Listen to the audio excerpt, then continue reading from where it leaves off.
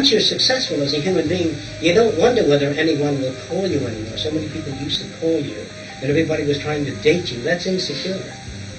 You just go on being the best person you know how to be, and the rest falls in line. Whatever falls in line is appropriate. Now, if you become the best person you are, and some guy that gets you in an alley and runs a knife into your ribs and takes your money away and runs away, you walk, little man, in pain to the nearest place you can get and seek aid. People say, that son of a bitch.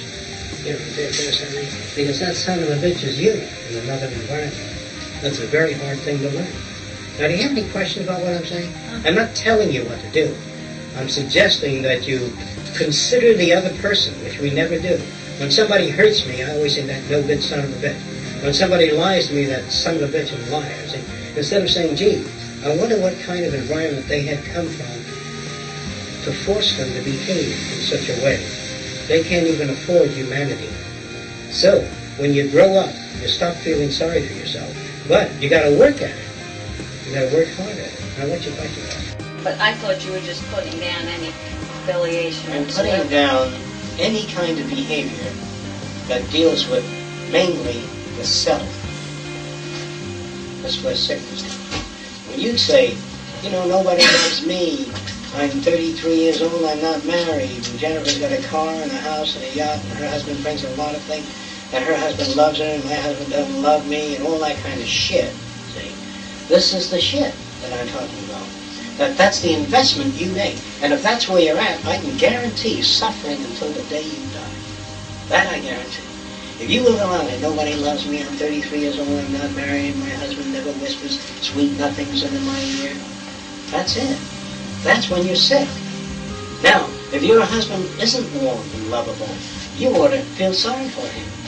You might just go and say, the poor guy doesn't even know what love is. Instead of saying, you know, wear a low cut gown and say, come at me, Sam, you know, try to appear tempting, you know. All that shit is what I'm talking about.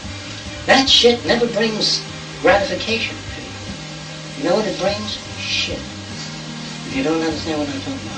All the false approaches in that sense bring nothing but shit. You say, well, I gotta have some kind of temporary relief. And it's no relief, because it isn't real. You know, when you tell somebody to scratch your back, you got a terribly itchy mosquito bite. And there's a sheet of glass between you and the scratch. There's no relief. So, sex and loneliness, where you generate moments of pleasure because you've been so sad, you pay off heavily because those moments are only very momentary and they come to a quick end and you land with the problem. But if you don't have the problem, there's an end. Let me put it in. Do you think you know what I mean? When you don't have the problem in the first place? You don't have to prove anything to anybody. I'm a desirable woman, somebody will want me. Or the guy says, I fucked 9 women this weekend. What's he trying to prove? Why doesn't he get up and says, I fucked 1 girl in 6 months? You know, what are you trying to prove? What do you have to prove to other people? Why are men always trying to walk around proving that they're very virile? Why are they trying to prove that they got everybody flocking to them? There's a problem there. Why do I tell you I built the Fontainebleau Hotel? What's the matter with me? Why do I have to tell you that? See, because the people that are always trying to prove something, in that sense, are the people that live in poverty. You know, Howard Hughes doesn't walk around opening his wallet and showing you $1,000 bill. He doesn't do that. You know who does that?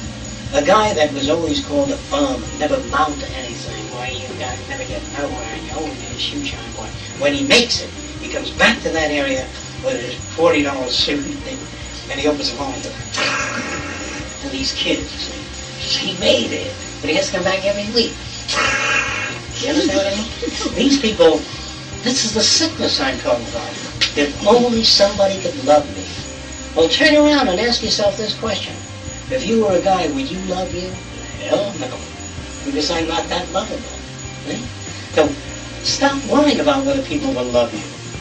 Once you have compassion for other people and get off your fucking wheelbarrow of the self, get away from the mirror, break every fucking mirror in your home, comb your hair, take a bath, remain clean, and then it's easier. For whatever affection you get then will be real. And when you go in it the false way, you only drag the false end of it into the picture.